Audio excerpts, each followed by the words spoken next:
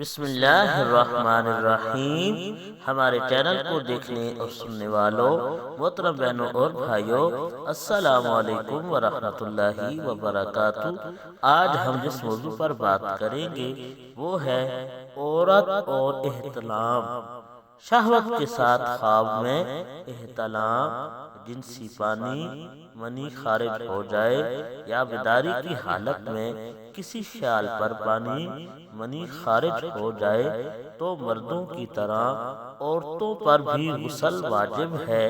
ام سلیم رضی اللہ عنہا نے عرض کیا، یا رسول اللہ، اللہ حق بات سے نہیں شرماتا، کیا عورت کو جب احتلام ہو تو اس پر غسل واجب ہے؟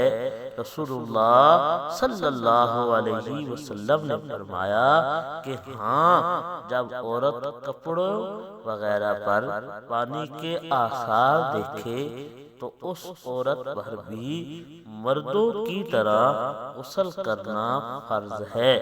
حدیث کا مفہوم اپنے بہن بھائیوں کی بھلائی کے لیے اس ویڈیو کو آگے لوگوں کے ساتھ شیئر کر دیں۔ جزاک اللہ۔